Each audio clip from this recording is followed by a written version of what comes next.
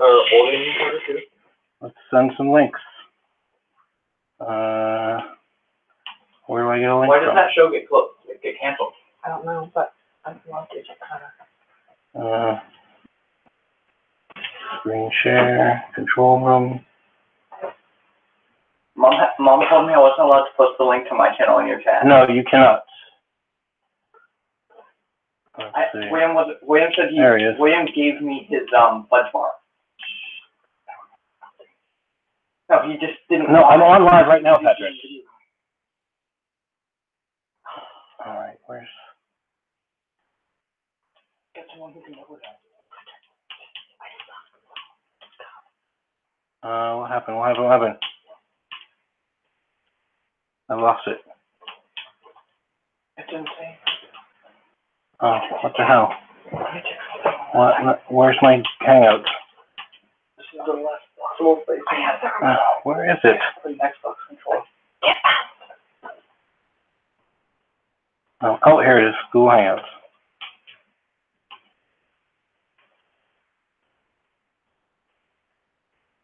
All right. Yeah, let's trust it. All right. Was all having a sleepover today?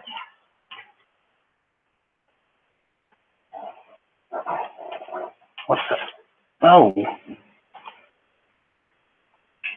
What happened? No. What the hell?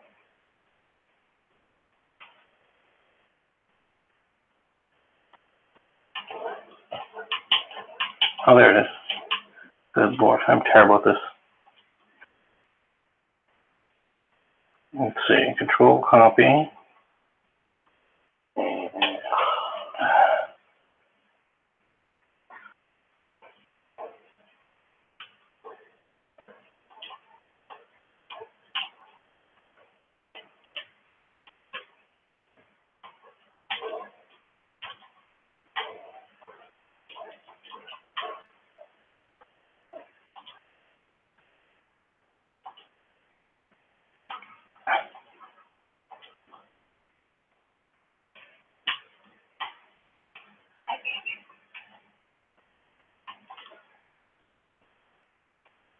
All right.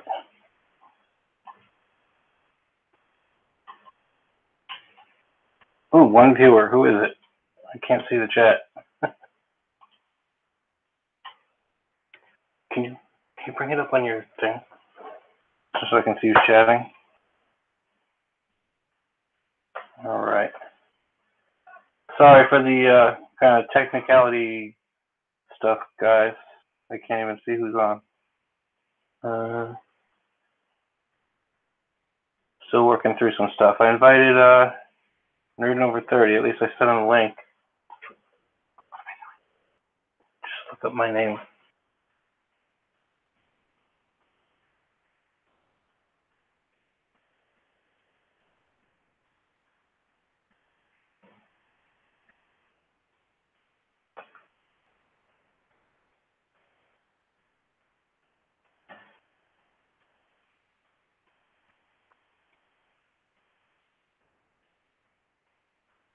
All right.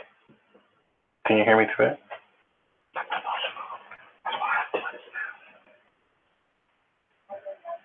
Let's see. Can you hear me through it? Mm-hmm. All right, so you can still hear me. I got 2 viewers now. I can't see the chat. Me. What's this here? Chat. Let me see if I can see the chat here. All right, so you can still hear me. All right. If you're in here, type something so I can see how I see the chat here. Oh, there he is. It's Scotty Richards. All right.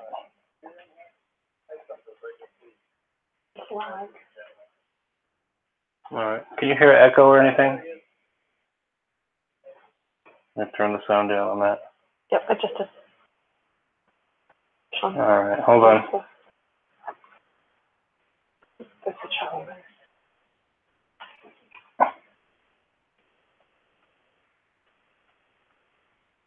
All right, yeah, I can see you, Scotty. Let's see, I sent a link to Nerd Over 30. Hold on.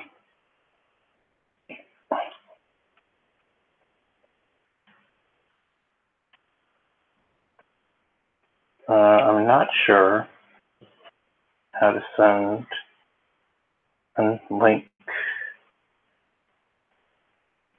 Because this one's different. Oh, here we go, links. Let's see.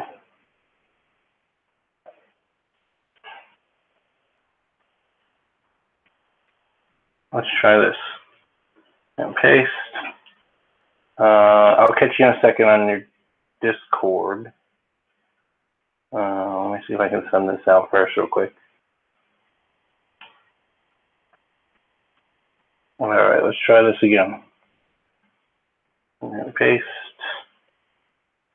All right, let's find. There's that.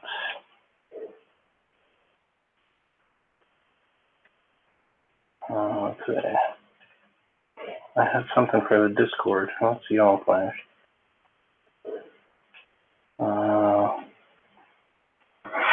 This is even worse than the first one. All right, let me see. Google Hangouts, Discord. There it is. All right, let's accept the invite. I'll allow the Discord, and we'll try to. Why is that open? Oh, there we go. All right, this is what age gets you guys.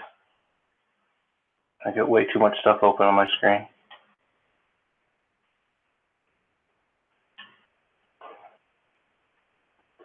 Yes, open it. I should have it already. All right. Yes. Continue to Discord.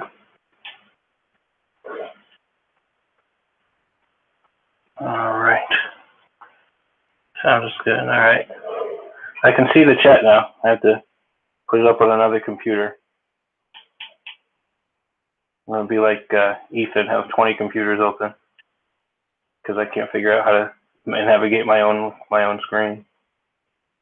Texting account. What happened here? No. That's no. That has to be smaller. Continue. It's Indie Dave. Yes.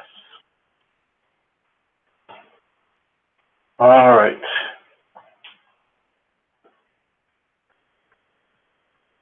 All right.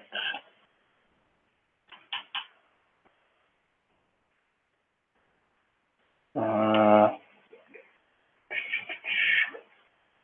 right. I got way too much stuff opening up on my screen.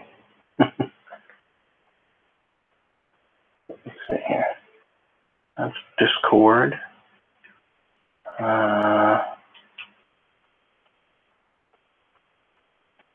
That's different Google. There we go. There's that. All right. Who else is viewing? Anybody else viewing? Oh, you know what? That's because it's from my wife's computer. That's why I got 2 viewers. All right. So I got this.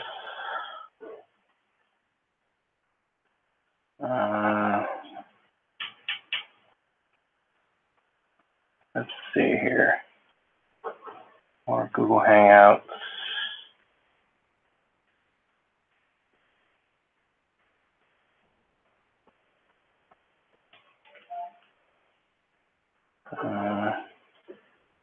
My phone's buzzing around, so here we go. Go back to my messages.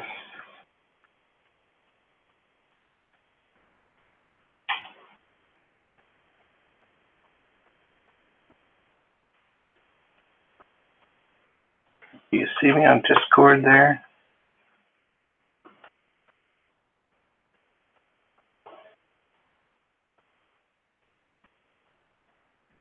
Let's see. So, this here. Oh, that's not it.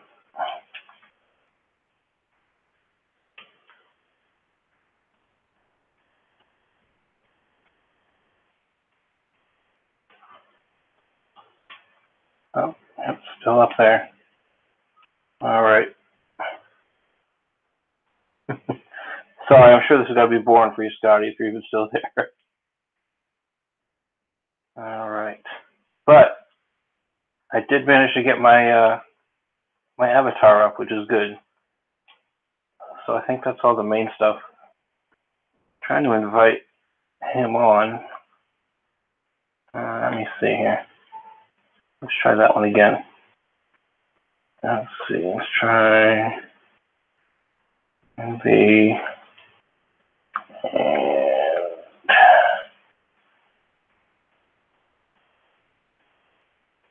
let's see.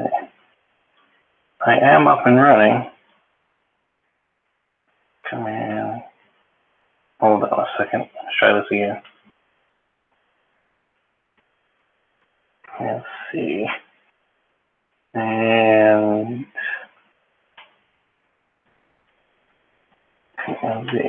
there we go.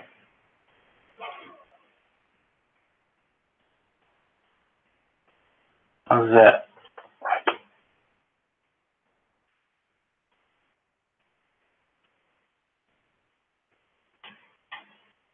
All right.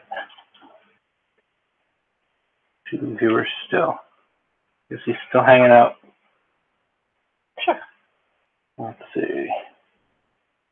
Oh, there we go. All right.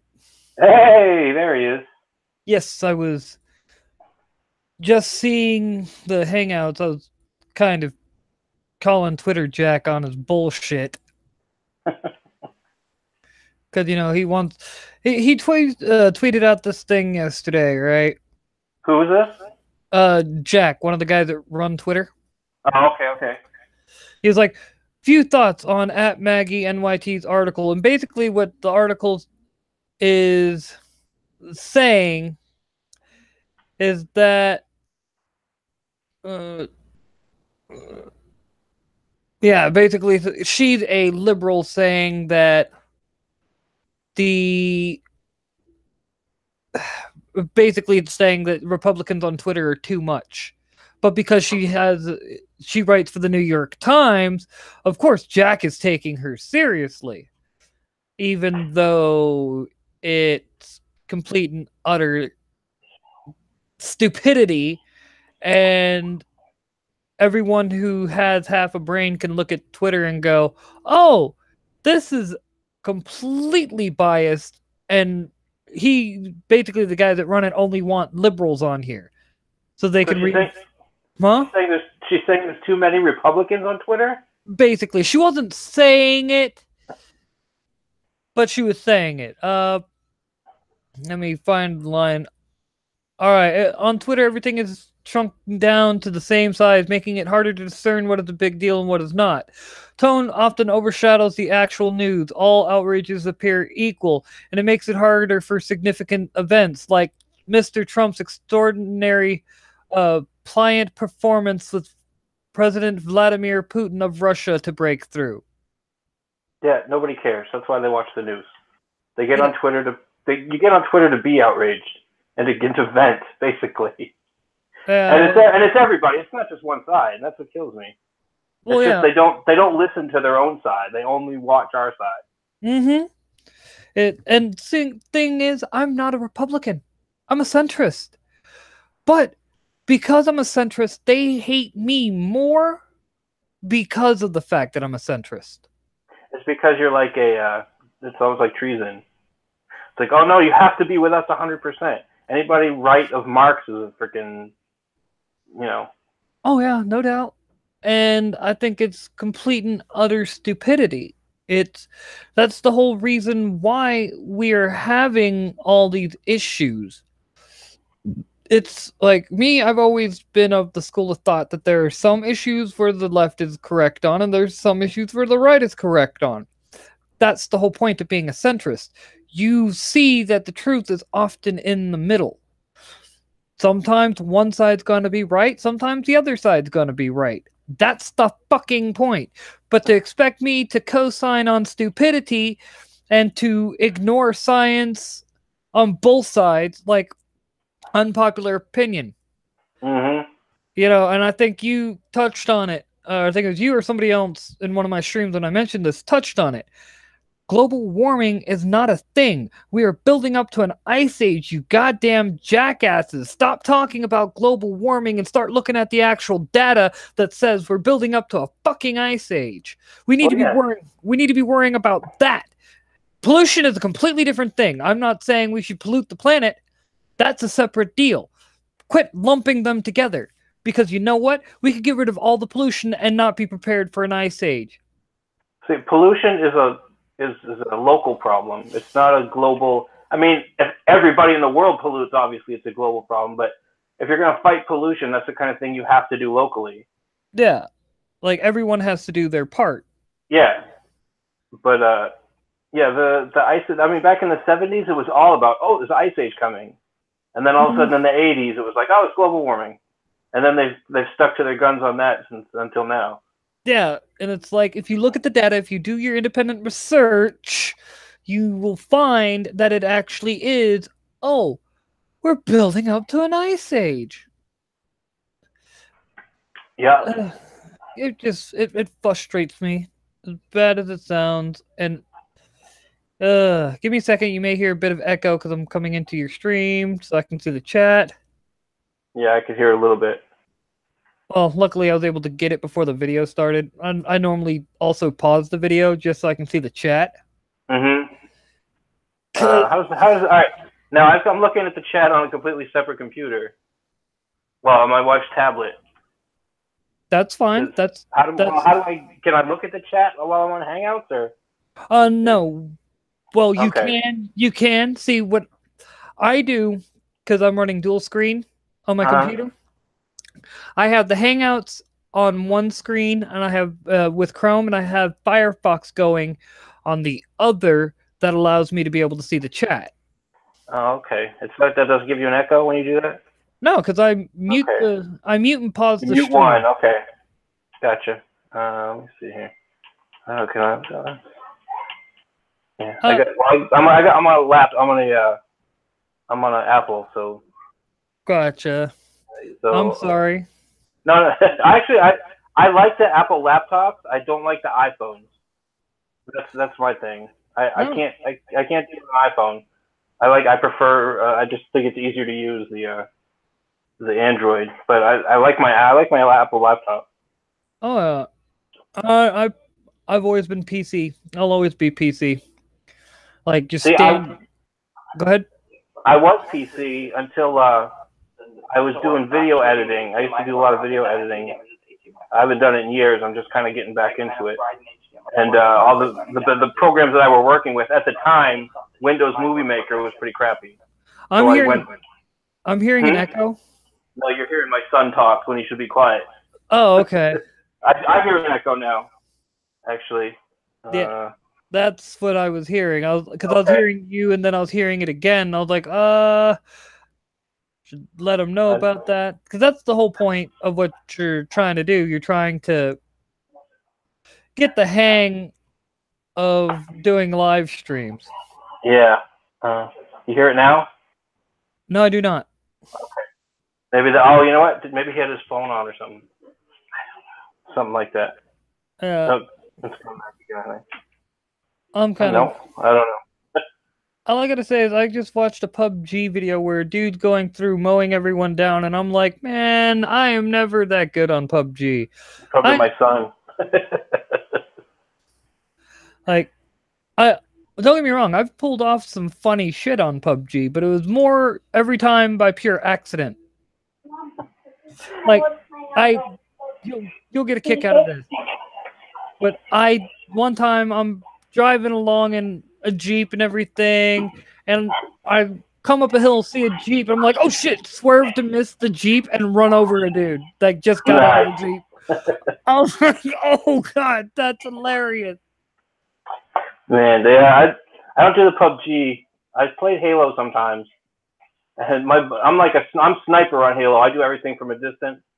And my son, when we started playing together, he would run up and hit everybody with his elbow.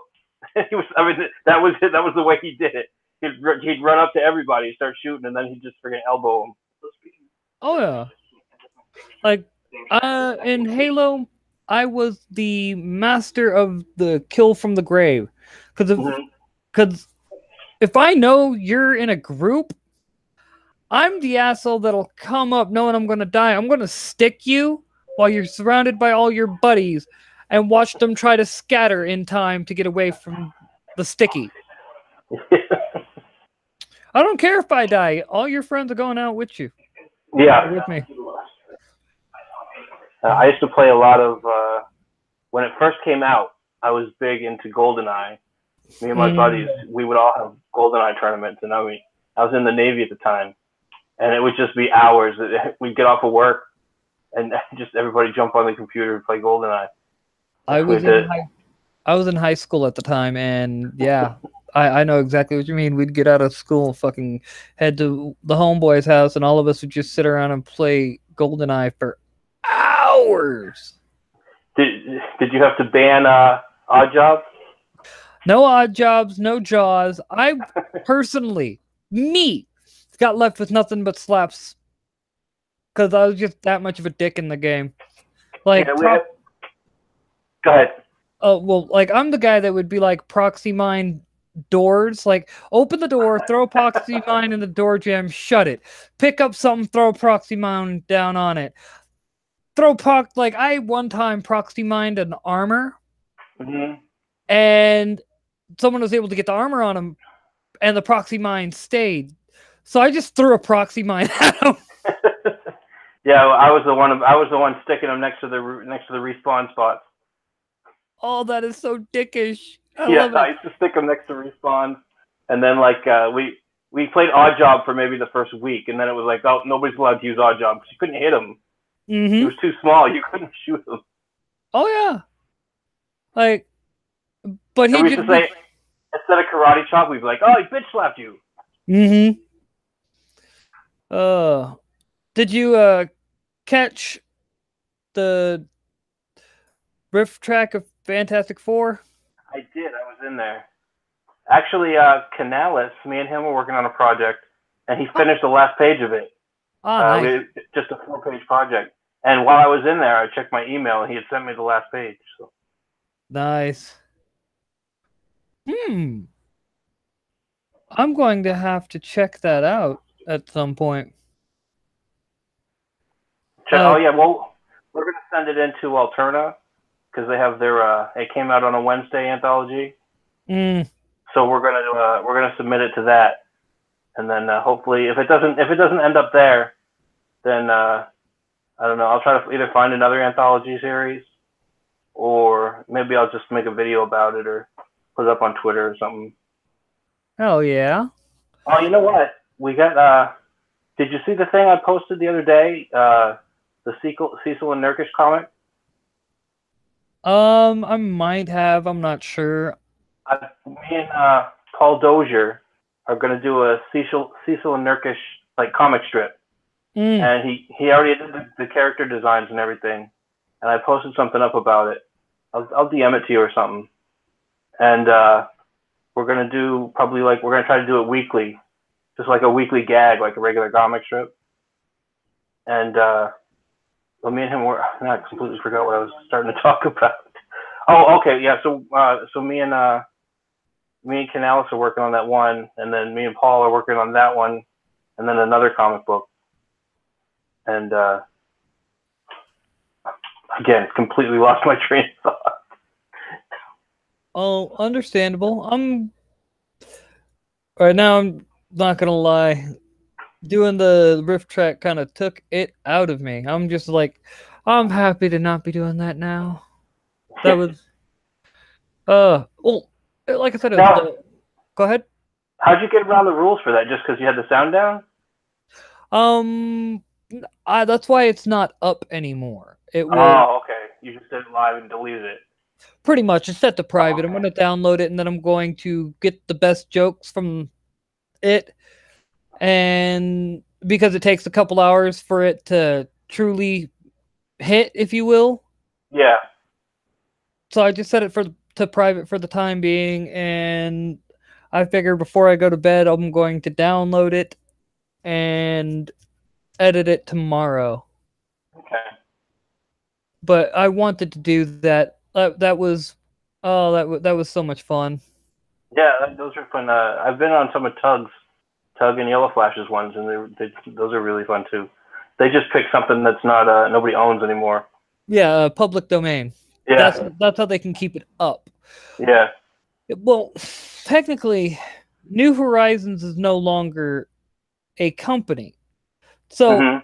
it's even though it's owned everything that they did is owned by other companies, being the fact that that movie was bought by somebody else who no longer owns the properties, Mhm. the movie should technically be public domain. That's why the video you saw, I downloaded off of YouTube. Yeah. And so that tells me it's more than likely public domain, but I'm not going to test it. Yeah, I'm thinking somebody probably still owns it. Maybe not that particular studio. There's got to be a name on it, especially since it's not that old. It's 24 years old. Yeah. Well, see, the problem is with a lot of movies, the way they kept it, originally it was supposed to be after 20 years, it becomes public domain. Well, somebody can renew it, I think. Renew the license or whatever. Well, that's what I was about to say. Yeah. Congress kept changing the law because Big Daddy Disney doesn't want to give up the rights to Mickey Mouse and all their characters. Yeah. Well, and they're still using those characters too. Yes, so but I don't know. Everything that they own after 20 years, the initial properties that they were seen in would become public domain. Yeah. Okay. All the original movies and stuff. Yes, meaning that they would basically be someone could right now, had the laws stayed the same, uploaded those all those old cartoons and everything to like YouTube, and YouTube couldn't strike it down because at that point it's public domain. Yeah, I think even if it was public, I think even a lot of public domain stuff on YouTube, they're really touchy about it. I mean, even if you could say it, that you'd still have to fight it. Even if you won, you'd still kind of have to fight it with them. Mm-hmm. I think they'd probably shut it down, do like whatever investigation they do or whatever. And even if they found it, it's almost not even worth it. Oh yeah.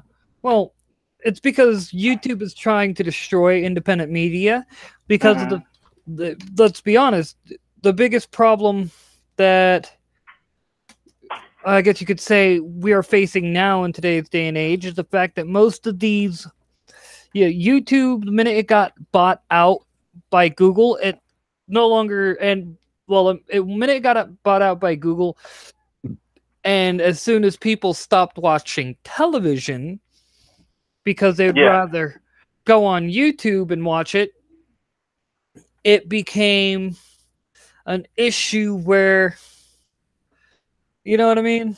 Yeah. Well, the thing is, YouTube's never made a penny. They've never actually shown a profit because it wasn't initially designed to make money for anybody. I don't think. I think their whole thing when they first created it was just like, hey, upload your vacation videos or whatever little videos you want. Yeah. And then when it was bought by Google, Google's like, oh, I see, we can make money, and they probably thought they were already making money on the side somewhere. Well, YouTube is making money. It's just the way they do the books, because of the fact that it's a subsidy of Google. It's not YouTube that's making the money, it's Google that's making the money. That's true. It's like they try to sit there and say, well, YouTube doesn't make money. Yeah, because YouTube is not an independent company, so of course it's not making the money. Yeah. Google's making the money. And it's also why I firmly agree with Google being broken up. Because Google does have a monopoly. And Google's been caught on several occasions controlling the algorithm for searches. Like Alex Jones. Like, I'm not one of those people that swear by him, but he does quite often have videos where he is correct on. I think he's correct, and then takes it that few steps further for the Uh-huh. drama. Well, it's not just that. Like, I literally lost a friend over this because the dude started making fun of me because I was like, no, dude, there's been on several occasions where Alex Jones is right. And I pretty much called him on his bullshit. I was like, look, you pride yourself as some sort of academic. Any academic knows that even a broken clock is right twice a day. Yeah. So you need to sit down and shut the fuck up because you obviously don't know what you're talking about. You obviously have no academic integrity anymore. All you care about is party line politics. And because all you care about is party line politics, you have removed any ability to speak on these matters. Alex Jones has been right on several occasions, but at the same time, Alex Jones has also put out a bunch of crazy fucking conspiracy theories. You can do both. They are not mutually exclusive. Well, but the thing is, if you put out, even if you put out a couple of true things, and then like everything else is absolute unprovable craziness, like the thing where they're sending the kids to Mars. Did you see that one? Yeah, that's what I'm talking about. And Yeah, the gay frog. I'm sorry, if when you're saying stuff like that, people are going to be like, it doesn't matter this little bitty true thing you say, because all we're looking at is the big, and I don't want to call it a lie, because I don't know if he's straight up lying or if he's just relying on somebody, or if he just likes doing the conspiracy thing just for the money. But I mean, he's basically Art Bell on the internet. You know what I mean? Do you remember who Art Bell was? Oh, say that again? You know who Art Bell was? No. Art Bell was a radio host, and he used to do a show at night, like at midnight, Coast to Coast AM. That's what the show is called. You can find if you Google it, you can find some of the shows online.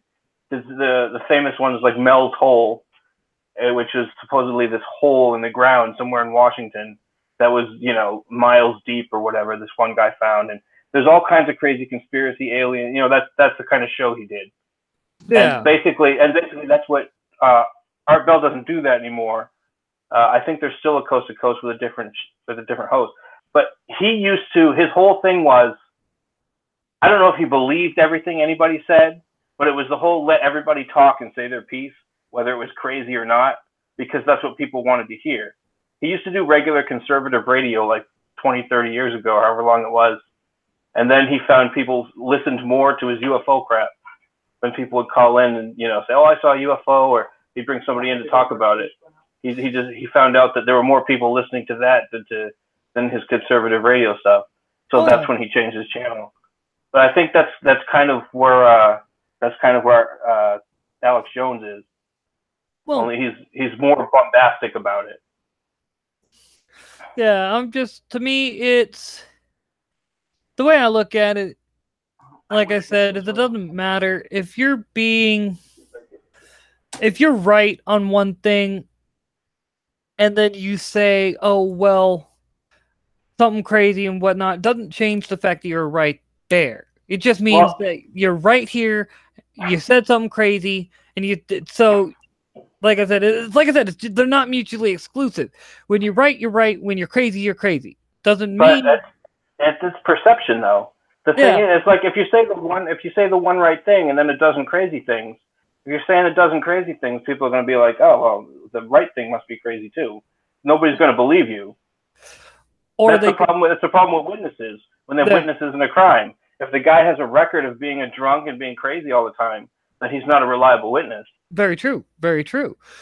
And hey, Avid's in the chat. Hey, Avid.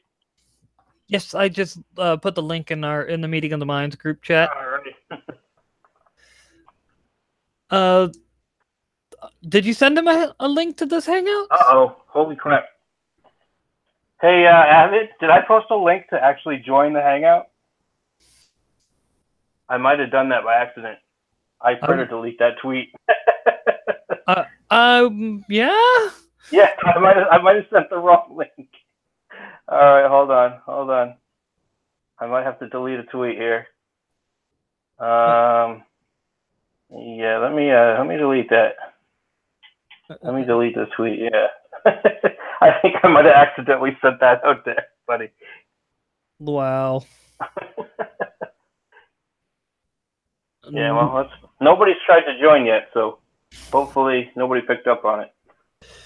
Yeah, that's a fortunate thing. Oh, Jack Irons just subscribed to me. Look at that. Thanks, Jack, if he's somewhere. If you're listening out there, let me try. Yeah, let me find the actual link. Oh, that's screen share. I don't want that. Where would I find the link? To the video? Yeah, just to send out the link so everybody can watch. I'll send it to you on Twitter. This way you can just... Okay. Oh, here we go. The links button's right there. Well, you don't want to link the video like from Hangouts. You want to actually link... You link the page. Yeah, so... Okay. Like, okay, you know what? I can go to YouTube on the other one. Do it that way. I went and, like I said, I sent you it through DM, so now you can copy that. Oh, hold on a second. Hold on. Sorry. And sorry. No, I know I'm getting the echo. Let me. Sorry, I had to close that out. All right, I'll find it on DM. Yes. And also, if you can, give Avid mod status. All right, how do I do that? What you do is in video, like if you have it up on your computer, you see Avid's name on one of his hey, Greg has Mike. I'm sorry we haven't gotten a chance of that yet, but like the one where he's like, is that link active? The 3 dots. You click on that and then go down to give him mod status. All right, talk me through that again. What do I do now? Start it again. Okay. Mouse cursor over his comment. 3 dots at the end of his comment to the right of it. Ooh, all right, I gotta put. Oh, here we go. Oh, there's the chat. All right. Chat's up. 3 dots. I don't see because I just started. Hold on. Close that group chat. All right. I'm not seeing anybody's chat. Okay. Click on my icon. I'm gonna do screen share. On your icon. Yes, in the Hangouts. Okay, I got it. I clicked on it. I'm now screen share. Oh, there it is. Gotcha. All right. See how I have his name here? See these 3 dots? Yeah. Click on that, and where I don't have the options to do it, but what you do. Let's see if I can get over there. The problem is when I go over there, we get the huge echo. So let me see if I can handle this. Live now. Oh, geez, hold on. There we go. That'll do it. There we go. Alrighty. Avid. Add moderator. Bam. All right. Avid is officially a moderator. Word. I think that allows him to also give other people moderator status who generally help out amongst the channels. All right. Well, that's cool. I appreciate it. Let's see. Well, if you're going to start streaming, I mean, it's one of those, it's good to build up a network. If you notice, we all kind of work together. So I'm a firm believer when you come up, try to help those that help you come up. Like, it should be a team effort. All right. Test. I don't see his little thing come up. Try it again, Avid. See if it works now. I don't see I don't see the little wrench there. It won't pop up until he. Oh, there it is. It's good. Yeah, he's good now. Well, I'm looking at my wife's tab and it's a different account. So. Okay, now he's a mod. So. All right, he sure is. He can't. Apparently, he cannot make other people mods, but he can.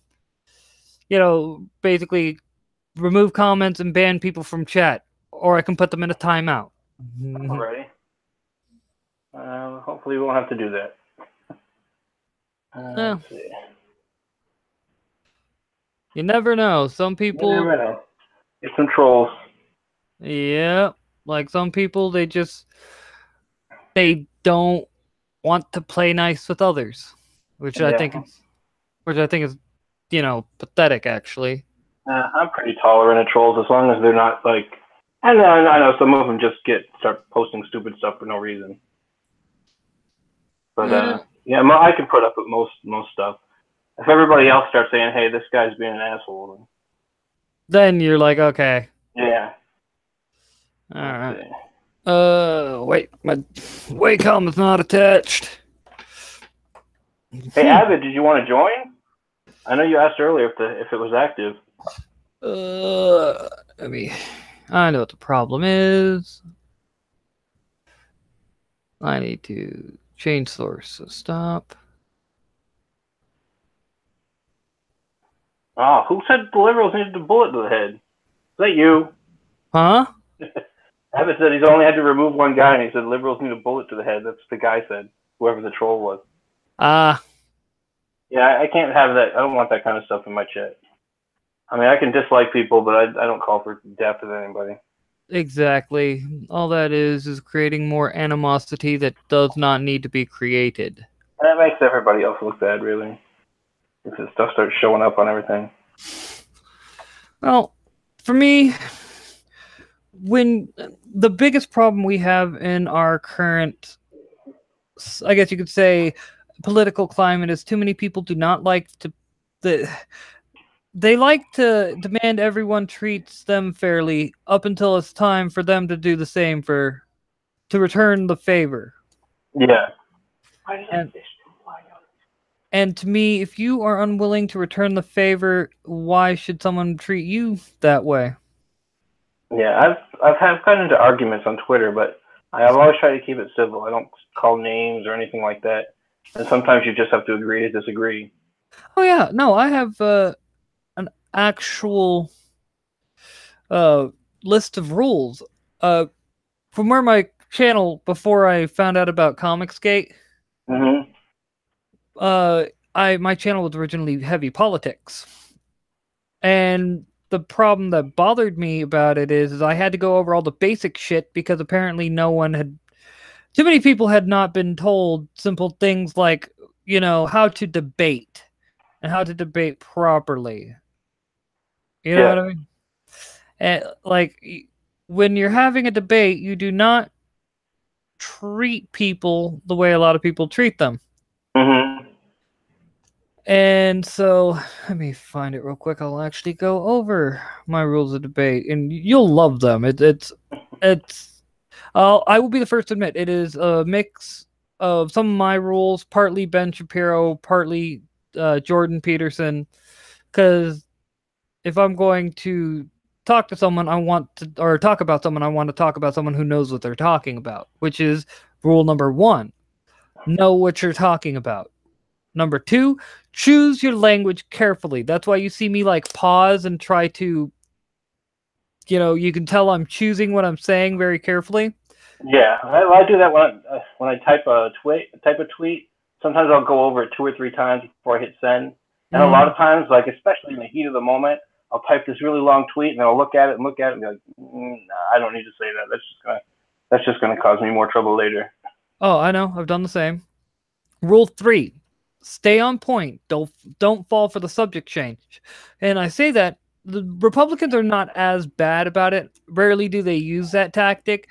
But liberals, if they can't beat you on one topic or on one front, they will try to change the subject and beat you on another. But it's and you gotta be like, no, we're talking about this. That has nothing to do with this. Rule number 4: frame your opponent. Use their arguments against them. That is. I call that defining terms ahead of time. Make sure everybody agrees on terms, because if you say, well, I think this means this, they're arguing something completely different because they're saying, well, I think it means this, and then nobody's really getting anywhere. So if everybody agrees on terms right away, then when they start changing their tone, you can be like, oh, no, you said that means this. It's that you can't just change it in the middle of the conversation. Yep. Well, but let's say they try to use a specific, without terms, just say, they try to say something in a broad term. Well, you turn that broad term against them. Yeah. And, That's what I'm talking about. They don't need to define it. You just need to use their argument against them, and then when they try to say, no, that's not what I meant. I meant this. No, you've said it several times. This is specifically what you mean. So you can't say now that it means something else. Mm-hmm. It's because they will only do that once again when they've been framed and is having their argument used against them, or if the subject change doesn't work. That's the only time they do that. And then rule 5, which is what they also like to do. Avoid ad hominem attacks. Because they'll try to piss you off by insulting you, calling you everything under the sun if they can't win on the direct front. 6, bring raw data, not confirmation bias. So a lot of people on both sides like to bring an article that only supports their, opinion. I don't buy that. Give me the raw data. If the raw data says anything other than what you're trying to say it does, because you should be able to read the raw data, you should be able to read graphs and whatnot. This is basic, schooling. Then obviously you don't like what the data says. You just want to bring the confirmation bias, and you have no room to talk on the subject. 7, it's okay to not know something as long as you admit it. Let's say people start talking about something that ties into the subject. It's not a subject change. It's, you know what I mean? Yeah. They're giving an example of that, and you don't know anything about it. You're like, it's best to just say, hey, I don't know. I can't give you those figures. I haven't studied up on that. If you give me, the link to your sources, I will read over it and get back to you. That's the smart thing to do. Rule 8, it's okay to agree to disagree. This is paramount because sometimes you won't change someone's mind, but by agreeing to disagree, it shows that you're willing to still be peaceful with them and still be civil with them and not just be an asshole because they have to agree with you. Yeah. 9, always be civil. It's a debate, not an argument. And 10, have fun, because when you're having fun, your mind is open. And that's one of the biggest things. You want to be having fun, because if you're not having fun, you know what I mean? Yeah. Once they start getting into, the insults, then to me it's over. Either I've won or I don't want to play anymore. Yeah. That's how I see it. I've had plenty of debates online. I don't even really do it anymore. It just gives me a headache nowadays because people just show that they aren't willing to be proper. This whole and I posted a thing about it when it came out. The thing with James Gunn. I posted a thing with all the tweets and stuff, and oh my god, I just wish I hadn't. I get getting all these responses. I was like, at first it was like, yeah, this and this, and you could talk about it, and then it just was like the next day I'm like, all right, I'm done with this. I don't want to talk about this anymore. Well, my whole point with the James Gunn situation is there's a lot of people that are making valid points on it. All right. All right, yes. If you're supposed to be a supporter of free speech, I understand. You didn't like Roseanne Barr getting fired for what she said, so why would you support him getting fired for what he said? I understand that argument. But he vehemently said that Roseanne should be fired for what she said. So now he's getting a taste of his own medicine. If he didn't want that to happen to him, he should have kept his goddamn mouth shut. Yeah, and the thing about that is, too, is those kind of things you can take on a case-by-case basis. There's no blanket thing. What she did was completely different than what he did. It looks the same, kind of, if you just put them, generally one up against the other. But when you look at all the little details, they're not exactly the same. No. And he did. Part of it is because he came out with his tweet and was like, well, yeah, you got to be careful what you say, or otherwise you face the consequences. Essentially, is what the content of the tweet was. Well, now he has to live by his own standard. Mm-hmm. And like and I agree, there's points. This is where the centrist comes in. I will agree.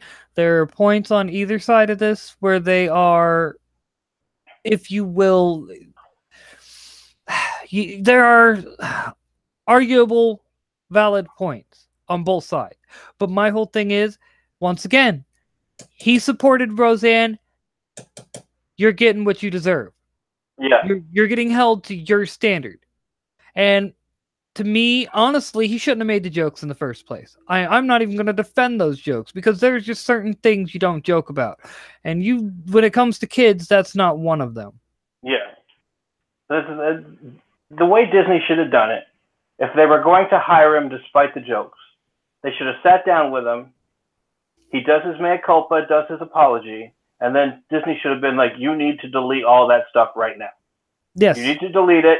Going forward, if it comes up, we'll say we knew about it, he made an apology, and he deleted all the offensive stuff. And that would have been their best defense. If they knew about it, and I guess they did, then it looks right now like they were hiding it, and all of a sudden it came out, and they're like, oh, burn him. Oh, yeah. That's what, again, it's public appearance. They should have either not hired him, or they should have had the talk with him, and he should have deleted all that stuff. Mm-hmm. Oh, I agree. And the other thing that I find funny is because of that, Ryan Johnson went from like 23,000 tweets down to 1,000. Mm-hmm. Meaning he deleted all his offensive tweets because he knew that could be used against him. Yeah. And I'm just like, all right, if it's not like people don't see what's going on here. We've seen you be an ass on Twitter, and all of a sudden you delete your tweets. Yeah, we know exactly what's going on here. And here's the other thing about that is, they say, oh, he deleted, 2,000 tweets or 10,000 tweets or whatever it is. Over 20,000. Yeah, well, it's a scorched earth thing. He didn't want to look up each individual tweet. I don't think he had 20,000 bad tweets. I think there were enough in there where he was like, I can't, it's going to take me too long to get them all before everyone sees them. So what I'm going to do is I'm going to just get rid of everything from this date to this date, just clean sweep it, scorched earth, and then it's just nobody's problem anymore. But the problem is he got caught, so now everyone's going. Oh yeah, everybody was looking. It's like, dude, you put yourself in a bad media light already. Had he just not done anything, he would have been better off. Yeah. Nobody would have probably noticed because everyone already just kind of looks at him like an asshole anyway, and whatever he says, we all know he's a goddamn hypocrite, so it wouldn't matter. What it looks like is he's like, oh crap, this gun got hung up on something. I better go through my stuff. I'll bet you if you look at some other people, I'll bet you'll find there's other people doing the same thing. Oh, probably. It's just nobody's caught him yet. Oh, no doubt. Like, I view it like this. It's the never-ending rules for thee, but not for me. Like, Brett R. Smith went and tweeted out a Breitbart article. And it was basically talking about how Andrew Dice Clay had his career ruined by making a joke about a full-grown woman. Somebody else made a joke about, you know what I mean, or about world hunger and AIDS, and then the Roseanne Barr bit, but then James Gunn, and they even said, bad jokes and bad taste are still jokes, and we should use those as learning experiences, not something that should cause someone to be shunned. But the problem is when the group that's basically it's when one side has constantly caused people to lose their jobs and whatnot due to bad jokes. Yeah. You're holding them to the standard that they hold you to. And Do you know who Anthony Jeselnik is? Name sounds familiar. He's a comedian, and his whole thing is super dark. Like, all of his jokes are super dark. He does these little, like, one-liner jokes. But as a stand-up comedian, his whole act is a persona. He's the villain. So when he goes up on stage, if you know who he is, they're clearly jokes, and they're not like his thing where, oh, when I was in NAMBLA, I did blah, blah, blah, blah. No, he sets up the joke and then does a punchline. There's no question that he's telling a joke because he's a stand-up comedian. When you get on Twitter, you don't have that kind of nuance. And if you don't set up the joke and then deliver a punchline, then it doesn't look like a joke. It looks like a statement. Exactly. That's a very valid point. And, it's like, for me, you've probably noticed I'm highly sarcastic. That's one of my main shticks. Mm-hmm. So, but the thing is, sarcasm is very difficult to portray online. Yeah, well, yeah, because there's no nuance in a tweet with 240 characters, 280 characters. I've only seen one person pull it off. And it was like, just the way I read the tweet, everything, granted, I'm also a sarcastic person, so of course, I read it sarcastic. But whenever I really need something to show sarcasm, I find the little icon that's got the roll eyes. That's about the only thing I could think of. I mean, because a lot of times I'll say something sarcastically, and I'll get for days little responses. You don't really mean that, or do you really mean that? Oh my God, you're effed up. No, it's just I was being sarcastic. Obvious. I mean, to me, it's obvious that I couldn't mean it because I was so blunt about it. But I mean, that doesn't always carry over. Definitely. I wish more people understood that sarcasm, like, the biggest thing that drives me nuts is people be like, sarcasm is the tool of a weak mind. No, you got to have a pretty strong mind to be able to pull off sarcasm. Yeah, you got to do it in such a way where people get it, or at least they'll hear it, and their first thought is, what? And then they're like, oh, Well, practically all my friends are sarcastic too. Yeah. And we've all reached that level of sarcasm where people are honestly thinking we're serious, and it's like, you got to be kidding me. How would anyone in their right mind be serious about something like that? Mm-hmm. And to you, it's obvious, but to other people that are I'm trying to think of the correct word. I don't want to say stupid, but there's some people who are intentionally ignorant. You know what I mean? Like, willful ignorance. That's the word I was looking for. Willfully ignorant.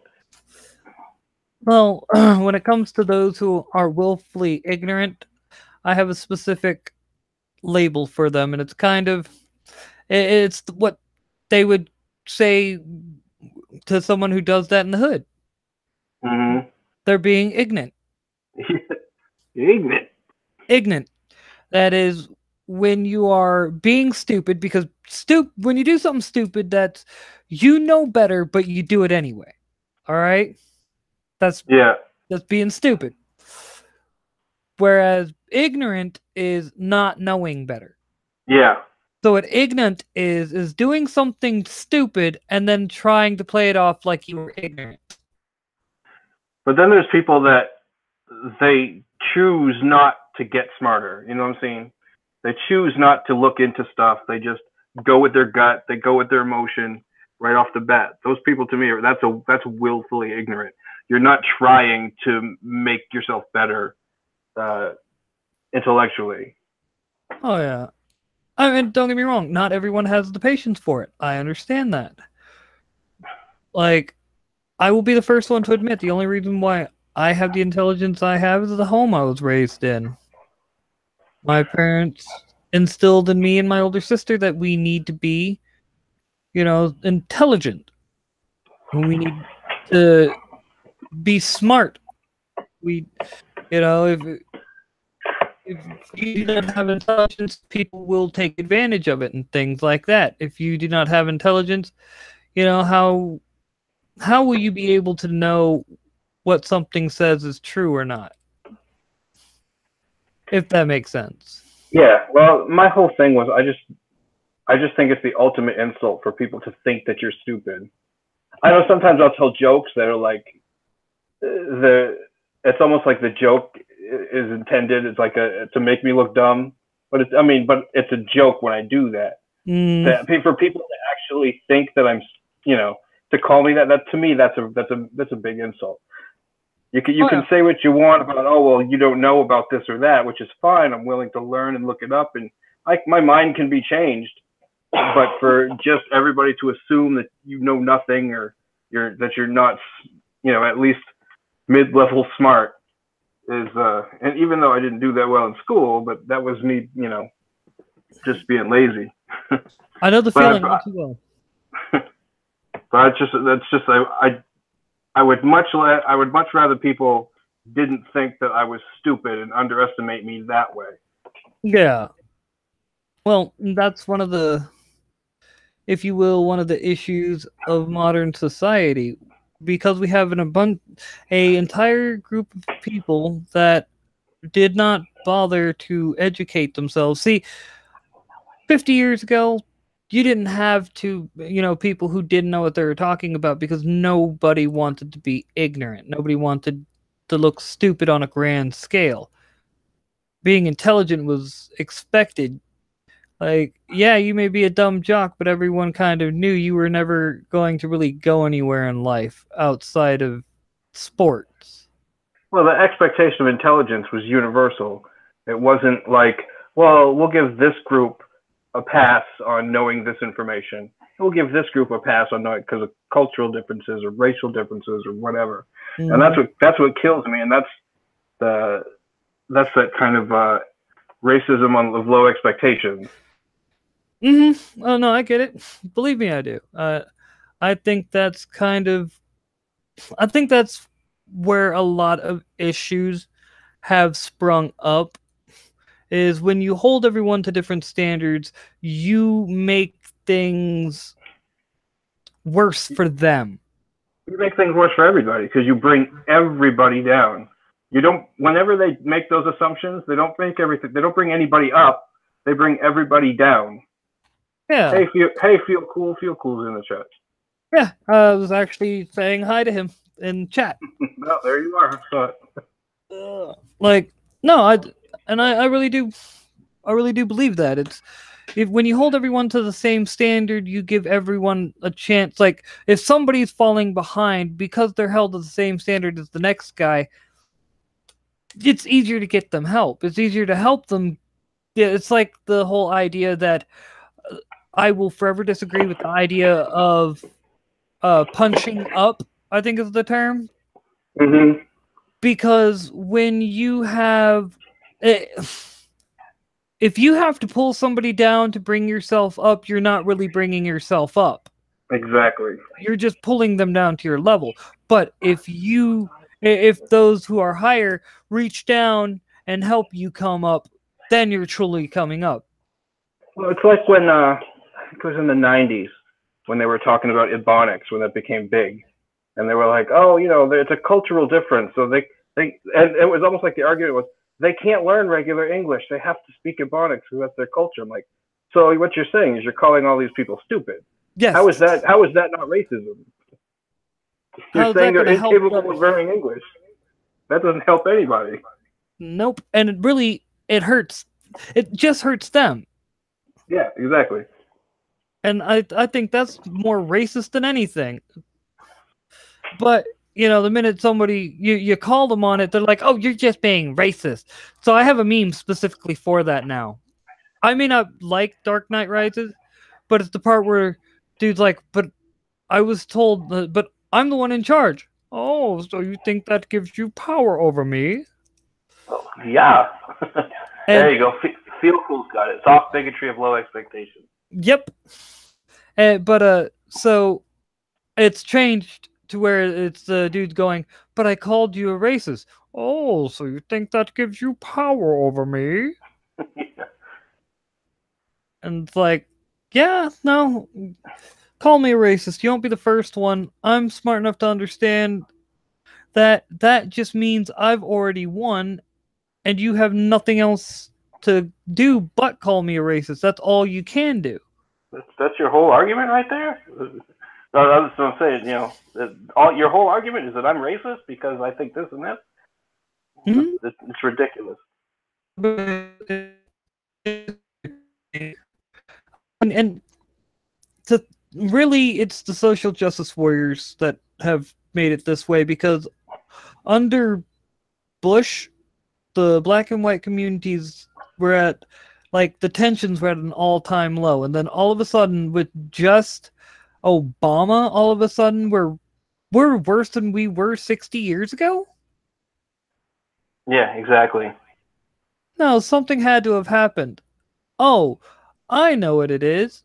We had a bunch of people that went out of their way to call anyone who dared speak out against social justice and call them on their bullshit racist.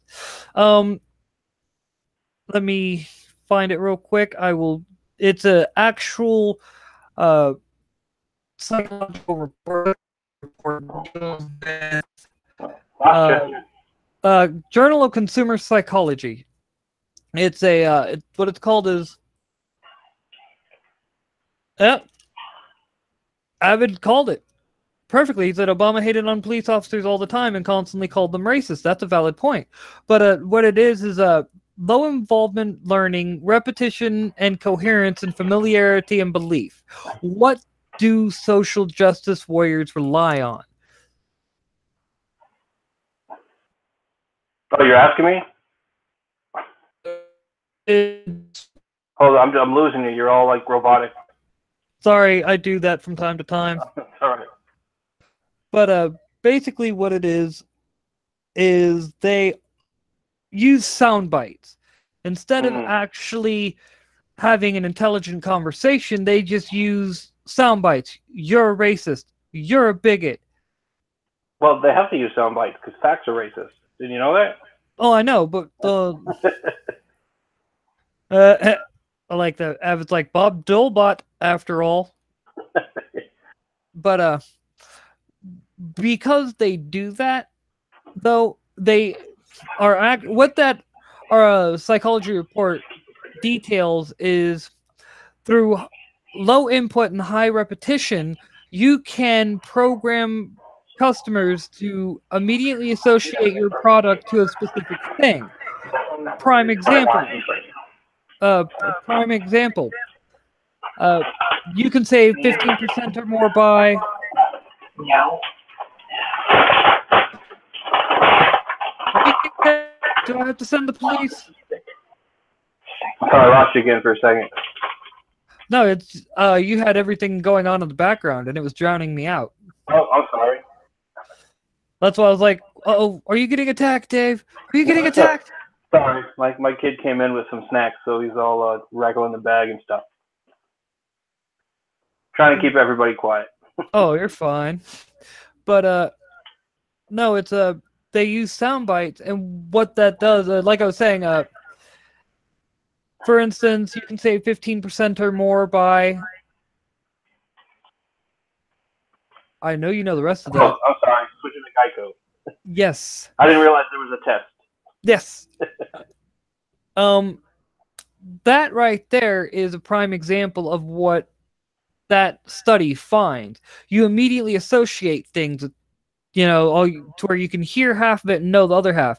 So, and how that affects you is when you search for car insurance, you always search for Geico first. Yeah. Well, and here's a neat little story about that. When I was younger, I worked at a convenience store, and they used to have these. It was when pagers were still popular, and they had watches. Timex had watches that were pagers. And if somebody called, you could look at your watch and say check the column. Well, the song was a Bowie song for the commercials, and there were these motorcycles driving. The Bowie song would play. It would be changes. That was the song. And as the guy's going up, on his motorcycle, he looks at his watch to see the page. Well, I was working at the convenience store one time, and we used to listen to a classic rock station. That Bowie song came on. I happened to look up. 5 or 6 people in the store all looked at their watches all at the same time as soon as that song came up. Nice. Yeah. See, programming. Yeah. So, what has happened because of the soundbite culture and once again low input, high repetition, though, and they deny this vehemently, but once again, the science supports it. What they have done is they have made it to where, yeah, going into Obama, there was probably a lot of people who you could not consider racist. Coming out of Obama's presidency, there are higher numbers of racist people who are more susceptible to programming because of the fact that they've been hearing from this group of virtue signalers that they're racist continuously every time they turn around. Well, the argument. Oh man, I'm trying to stop this echo through this headset. The argument basically is that you can't win the argument. No matter what you do, you're racist. If you're white, you're racist. So a lot of people just like, all right, well, fine, I give up. I'm racist, and they begin to dislike this whatever minority group.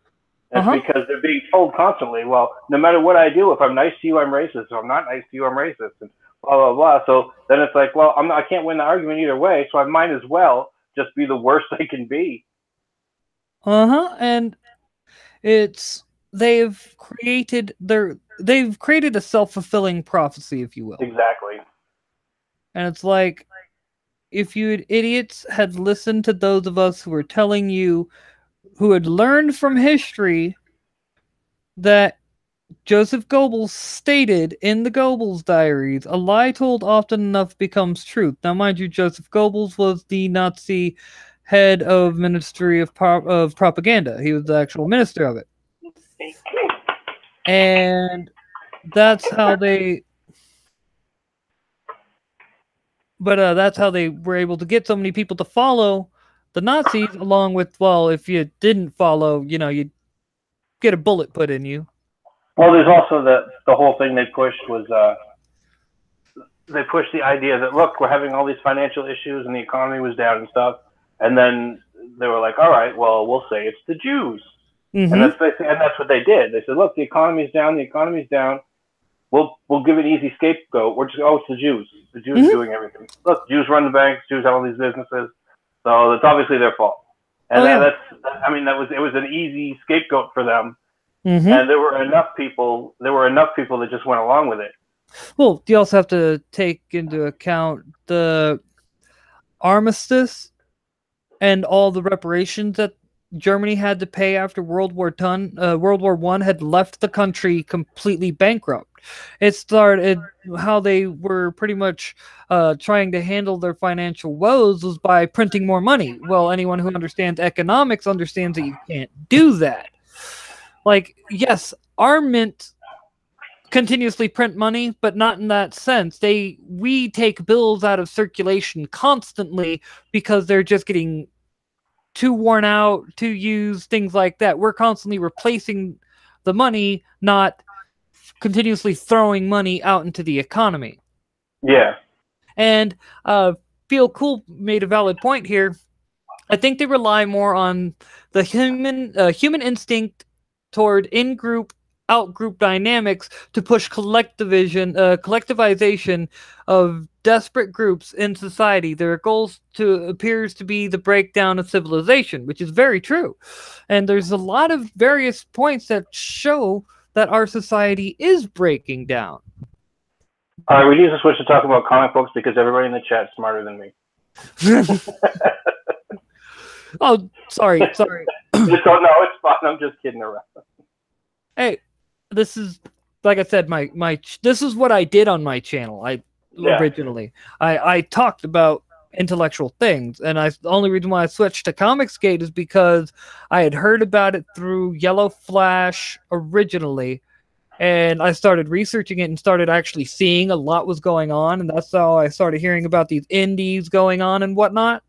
And I was like, you know what? Everyone else is drawing a line in the sand, but they could use all hands on deck. If you're a comic book geek, even if you can't create a comic book or, whatever, you could either do a YouTube channel where everyone works together to save comics, or even if you don't want to do a YouTube channel, support those channels, share the videos, do like share the tweets, do what you can on that front. Everyone can help out in their own way, and me already having a channel, like I said, where I talked politics and general things, academia. I was like, all right, I will help out by using my channel to be a voice for the old fans of comics, whether you support Comicsgate or should not so much support, but whether you agree with the politics of Comicsgate or not, but you just want your old characters back to where they were, the fun back in comics, subtext, and so on and so forth, you know, you can still get behind the channels. And that's the big thing, is it's all about trying to bring the fun back into comics. Yeah, at this time last year, I didn't have a Twitter account. I didn't have a YouTube account. I think I might have had a YouTube account under my real name, but I didn't have any of that stuff. And then I think one day I've been looking up, I think, Comicstorian or stuff, because I haven't really collected comics in 20 years or something. And I was watching Comicstorian. I'm like, and I always kept the interest, but I didn't collect them anymore. I had to spend my money on other priorities. But so I was watching Comicstorian, just kind of getting kind of update on one of these things. And then in my chat, in my little my menu one day, Diversity in Comics showed up. I'm like, oh, what's this video? I watched that one, and I watched the next one, and watched the next one. I was watching that one for a while, and then I kept thinking, I'm like, man, I think I could write better than this.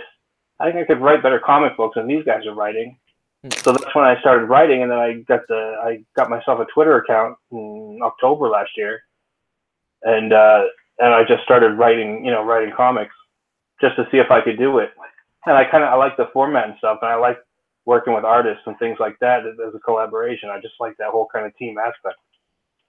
Oh yeah, very much so. Avid asks, I just finished reading Alternatives Mr. Script 1 through 3. It was good. Do you guys own any Alterna? No, Yes, I'm actually. I don't. Like, that's why I keep pushing my Patreon. It's like, come on, support my Patreon so I can finally get some new comics. Because right now I have no monies. I had Alterna actually brought. One day I went in. I only had a few comics I picked up. A couple of more Alterna, and my price. I'm usually about $25 every time, and it was like under $10 because half of my books are Alterna. I'm like, this is awesome. I'm into Zero Jumper right now. Exilium, I don't know if it's come out yet. I think it comes out in August. That one looks pretty good. I actually got from his website, I ordered the one with the little girl. I can't remember what her name is. Something Dark. Mm-hmm. I got that one, and that one's actually really good, and that's kid friendly. And let's see, your pull list actually says all Alterna. Feel cool. No, that's like cool. That's cool. There was another one, Go West, I liked, and there was a couple of ones I've been meaning to try. My comic shop will order them if I ask for them. I think there's maybe one other guy that orders them, but I put Exilium on my list the first time I heard about it, and the same with Zero Jumper. Oh yeah. Lilith Dark, yep, there it is. Humble Marty, Lilith Dark. Lilith Dark. Oh yeah. That one's a really fun little. It's good. It's good for kids and stuff like that, and it's fun for adults too. I mean, it's not deep or anything or dark or whatever, but it's just a lot of fun. Oh, give me a sec. I'm hooking up the webcam real quick. Come on. I tend to only use the same ports for my camera, my digipad, because all the ports on the back of my computer are used up. Yeah, I just use my laptop, and it's got a little internal camera and stuff. I had to shut it off earlier. If anybody watches the video from before, oh yeah, I posted when I was trying it out, it was basically the top of my head and my ceiling. Oh yeah. But, I'm not quite brave enough for everybody to see my face yet. It's not that interesting anyway. You're not really missing anything. But this is the last book I got, and it's a trade. A trade paperback? Mm-hmm. Red Robin. Yum. Yep. Once again, programming. Yep. But no, my whole reason why I picked it up is because it was, and I'm a huge Tim Drake fan because he's the only one of the Robins out of all of them. He's the only one that was close enough in skill to be the same level of detective as Batman. He's actually canon. When Batman's alive, he's the world's second greatest Detective? Mm-hmm. Cool. And when Batman was dead for a brief time, he was the world's greatest detective. And he earned it. Like, I mean, come on. He figured out who Batman was just because he saw Dick Grayson do a maneuver that he saw had done back when he was a part of the Flying Graysons. Because Tim Drake was actually there when Dick Grayson's family was killed. Oh, okay. See, I'm not really up on all the I know their names. I'm not really up on, like, I really didn't do Batman. When I first started collecting comics, it was straight Ninja Turtles, and it was all the indies. I thought all the main, and this was 86, 87, 1987. I thought all of the DC and Marvel stuff all looked the same to me at the time. So yeah. I was into all the indie stuff. I used to collect like Ninja Turtles and anything that looked interesting, I'd grab at the shop. And but Ninja Turtles was my first love. And then eventually I got into like the New Mutants. I think I got into New Mutants around Fall of the Mutants. But and even then I was never DC until now. And now I'm into a couple of DCs. I like Silencer and I think actually The Brave and the Bold, that new one that's just ended. I was really into that one. The art was really good. Oh yeah. No, I would love to have, like I said, the next comic I intend to pick up, first things first, I'm picking up Juanpool. And then I'm picking up My Hero Macadamia, Black Hops, and like a lot of the indies once they come out in stores. Like I'm planning on picking them up just because a lot of them look good. Like, yeah, I have no faith. Like DC's fallen into the same trap that Marvel fell into, and it's like, why didn't you learn from what Marvel did? Look at Marvel's sales. You were doing great. Now you're basically like, oh well, we're gonna start doing the social justice, and it's like, you're a friggin' idiot. Yeah, well, the thing that kills me is I'm really into Silencer. But now I guess Pat Zurcher is going to start doing that one. And now I'm like, well, I'll check it out. But I really don't like that guy. Dude, there's a lot of guys. Like, the minute Bendis, like, he got fired from Marvel for doing his social justice narrative and whatnot and killing sales. And then DC... I think he got fired because he turns in all his stuff late. I think that was one of his big issues. He couldn't turn in his stuff on time.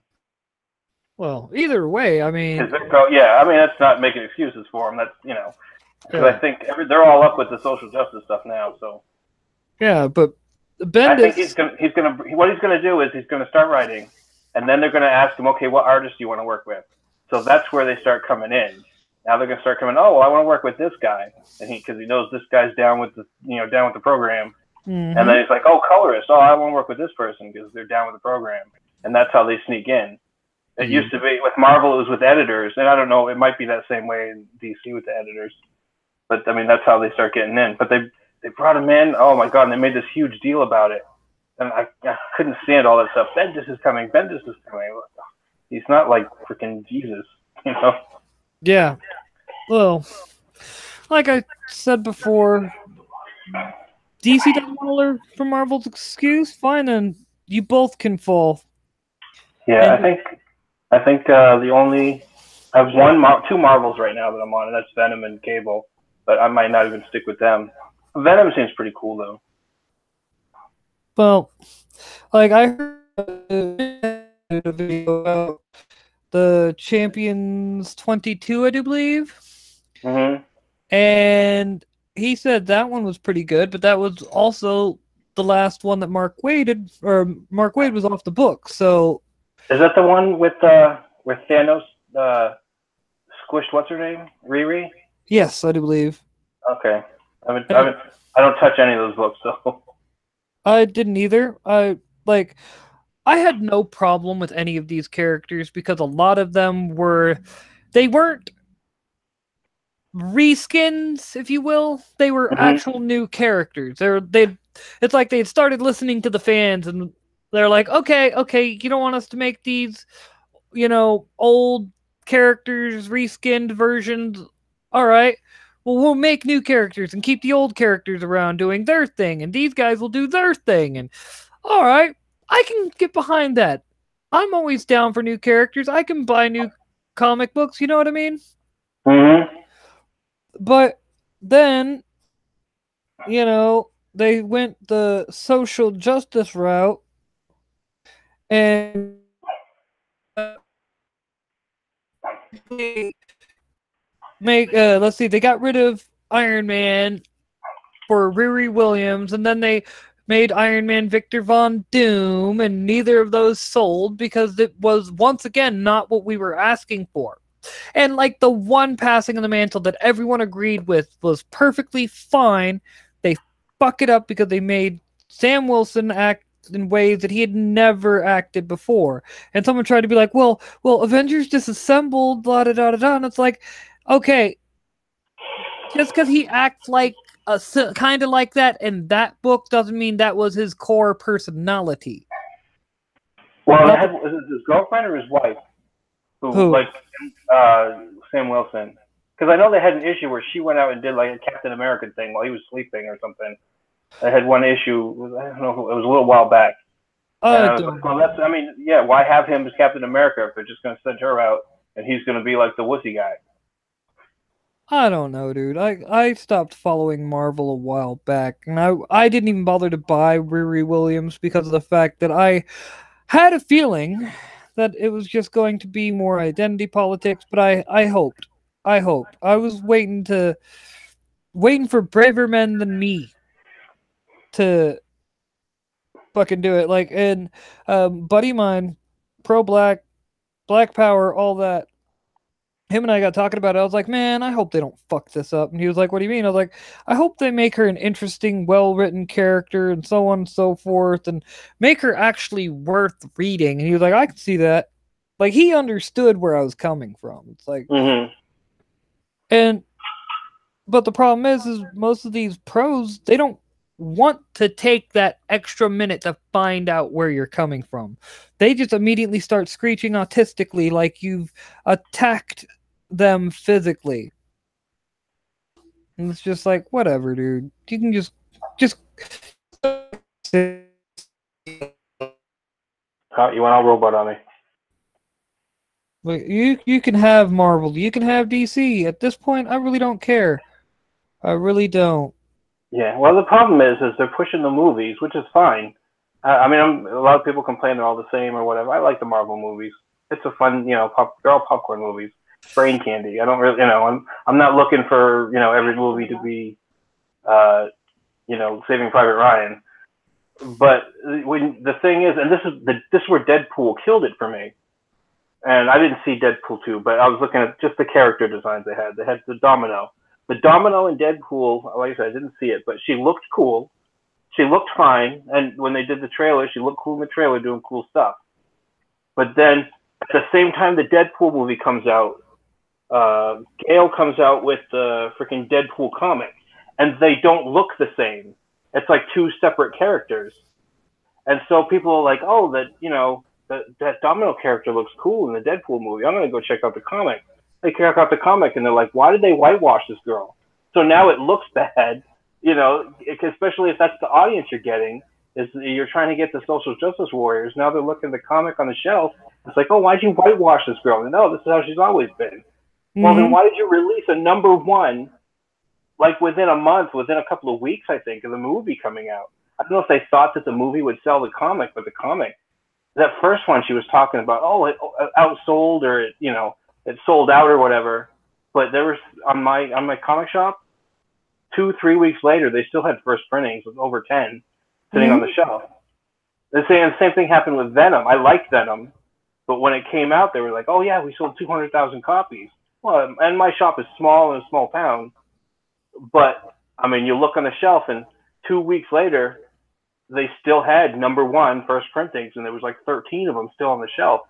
And they're talking about they sold out and, whatever. I'm like, how are they doing that? Where are they getting these numbers from? Obviously, they're getting them from Diamond, from orders and stuff like that. But there's a disconnect between the artist and the end sale customer. Mhm. And that's why I don't know if Marvel just feeds them, oh, yeah, see, we sold 200,000 copies and you're doing great. Just keep that up.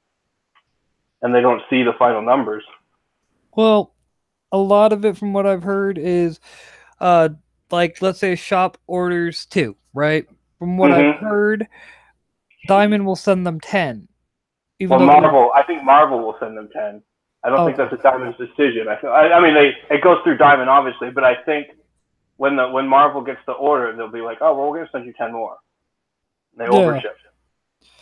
Which, if the books were selling, that would be good. But the problem is these books aren't selling. Nobody wants these books. Everyone's looking at these books like they're pretty much a plagued rat. Well, they're trying to go back to the 90s where it was like every book had like 10 covers. And that's what they're trying now, and they're going to see if it works. But it's not working because they're fudging the numbers. They're just over shipping. And nobody's buying 10 covers of, whatever #1 anymore, because every 2 weeks is a new #1 of something else. Nobody's collecting all 10 covers like they used to. The speculator market isn't what it used to be. Well, it's not. It's that, and it's also because of the fact that the stories, like back in the 90s, if you bought a comic book, you pretty much knew if it was garbage. If the writers used the character to push their politics, you knew that writer wasn't going to be there for too long. You knew because that writer was hurting the brand. And I honestly do believe a lot of it was when, quite frankly, is when the movie started happening and they just started going, well, we got all this movie money. Let's experiment. That experiment, you know what I mean? Yeah. Well, it's the disconnect again between the movie and the comics. I use that Domino reference as one example, but it's almost everything. You went with, suddenly Captain America's a Nazi. Suddenly Iron Man is Iron Heart. There's no Iron Man anymore. Thor's a girl. Yeah. The Hulk is Korean. And there's nothing wrong. I mean, there's nothing wrong with, whatever racial thing, but I mean, that's not what you went and saw the movie, and then you want to read the comic, and it's not what you're seeing on the movie. And not just that. It's when you have, they thought the movies were going to bring in new fans, so they weren't worried if the longtime fans were being pushed out by these people who just didn't treat the fans correctly. And now Marvel's, once again, the IDW bit where Marvel is basically leasing the Scholastic. Still there?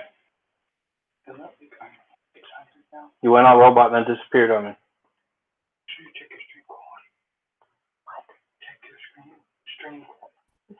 What Marvel's doing is not intelligent. It is just they've run off their fans and they're expecting the ranks to replenish with these social justice warriors who don't buy comics. And I was looking at the Charmed. It's that Charmed TV show. It just kind of relates. As they're pushing the whole, well, it's diverse and it's LGBT and blah blah, and that's what they're pushing. And you realize that what they're writing these shows and what they're writing these comics for is for each other. Like the SJW writers are writing them for the other SJW writers and artists. And they're not writing them to the audience. They're writing them to each other to see who can outdo each other almost. And at least that's how it comes across. And so when you do that, when you're writing to each other and not to a wider audience, then you lose that audience, and the people that you're writing for aren't buying comics anyway. And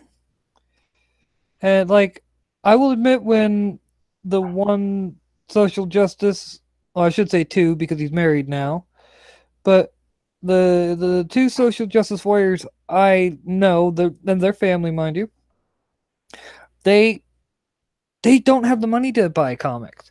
And I will say this, when he did, before he got married, when he did have the money, he was going out and buying like Camilla Khan, Miss Marvel, stuff like that.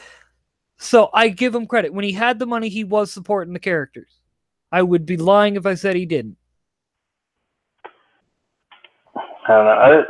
That's fine, but I don't think as a group, because a lot of them, I'm starting to see it, and I don't know. I'm not a D&D, a tabletop gamer, but I'm starting to see it, like Ethan was saying, where they pick something, a fandom, and they invade and they do their whole. I know you have that whole list. I think it was you that I've seen has gone through that list of what SJWs do. Mm-hmm. Then they were doing it with Star Wars, and it was funny. He made a little comment one time. He tweeted, Ethan tweeted something like, "When they're done with Star Wars, they'll pick something else, like Pokemon." And I hear they're trying to get into anime, and they're getting into tabletop gaming now. They got all new games that have like SJW rules. I'm like, well, seems to me since I'm playing tabletop, well, I don't, but if I were one of those, if I were playing those games, I'd be like, well, can't I just play them with my group of friends by the old rules? But I think they're more talking about tournaments and stuff. Mm-hmm. But that's how I think a lot of that stuff went to the Gamergate. It's basically Gamergate. Well, now they want to do Magic the Gathering. I think that's what I was thinking. They purged a lot of people, and SJWs kind of took over the tournament part anyway. Yep, and that's why I haven't bought any Magic cards since like 2014, because they started getting into Magic, and I was like, yeah, all right, I'm not gonna deal with you. Moving on. And I don't know. I guess that's kind of hard because if they get them into the tournaments, because it seems to me if you're playing with your friends, nobody cares about all that, diversity, whatever. So that's why when I first started hearing about it, I'm like, this doesn't make any sense. Why don't you just not play with those people? It's a game, just don't play. But then when it's tournaments and it's a company running the tournaments, then maybe if you don't like that kind of stuff, maybe these people need to get together and start like with Comicsgate doing their own comics, start getting together and having their own unofficial tournaments. And say, all right, well, we're going to do our own whatever unofficially, and then Wizards of the Coast can go screw themselves.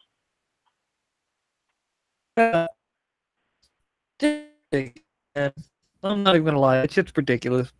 It's cultural Marxism coming into fandoms, destroying them because these fandoms actually represent what they claim to represent. Because think about it, the Star Trek, for instance. Star Trek was all about how we had moved past identity politics. Star Wars, no matter, you could be anyone in the Star Wars universe and or anything, you know what I mean? Yeah. You could, in comics taught us to be egalitarian, to stick up for those, stick up for the little guy. And notice a theme in a lot of these. Magic the Gathering, you're a planeswalker. It didn't matter. They had male and female planewalkers in canon. So it didn't matter what your sex was. It didn't matter what your color was. None of that mattered. But these social justice warriors come in and they make it all about the identity politics, which none of these various properties were about. And they did that specifically because those properties had already achieved what they could not. These properties had already shown that they were far better at diversity than they were. So they had to come in with their virtue signaling bullshit and just screw it all up because they want to be the monolithic figure of diversity. Because when you're playing a game, nobody cares, especially if you're playing a video game. But if you're playing a tabletop game, nobody's looking at the guy across the table and being, oh, well, you're black. I don't want to play, cards with you. Yeah. Nobody's like that. Nobody cares.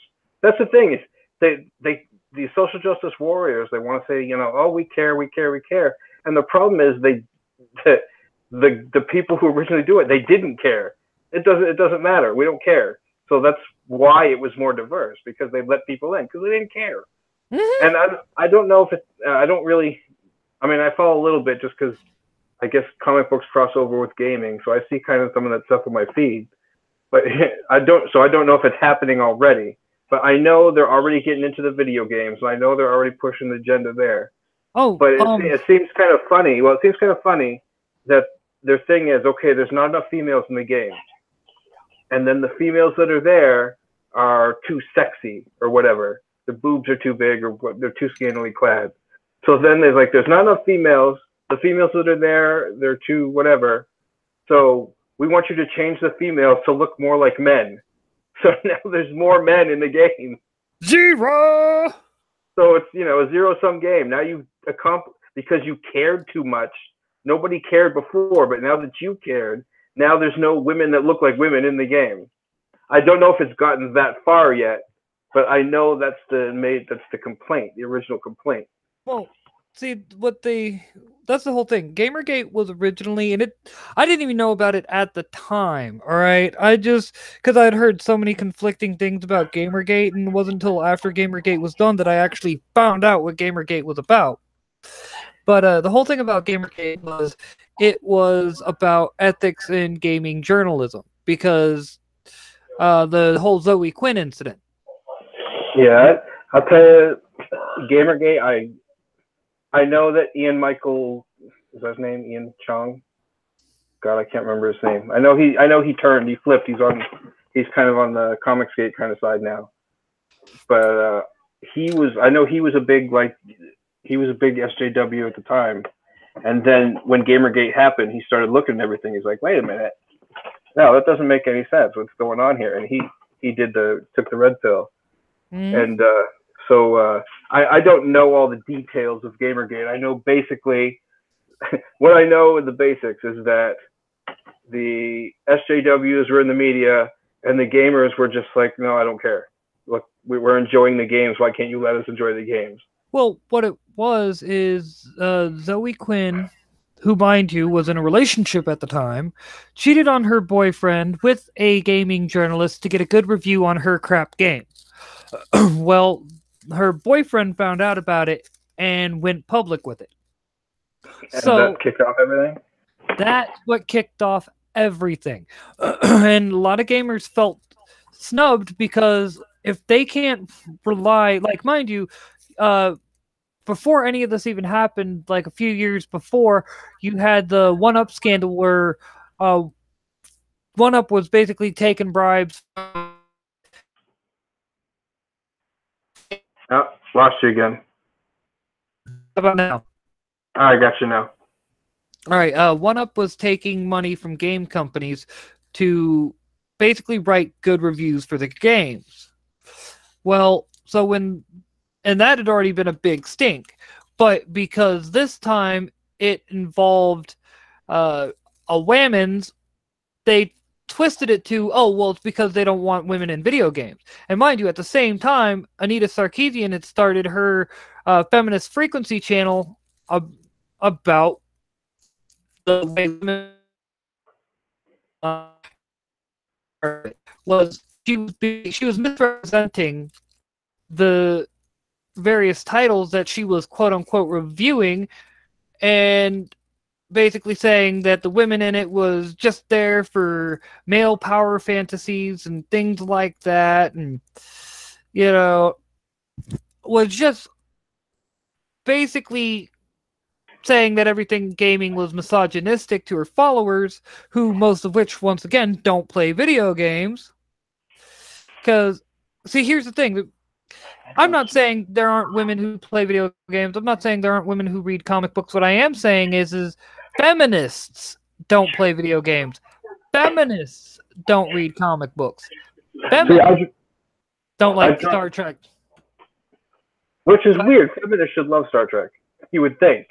Because back in the 60s, and it's because they look at stuff in the 60s and bring it up to our time now, and they're like, oh no, it's still whatever. Instead of looking at it as, at the time, the show was very progressive. Yeah. That's the thing. At the time. That's what helped get us to where we are now. I mean, come on, Star Trek had the first on. You're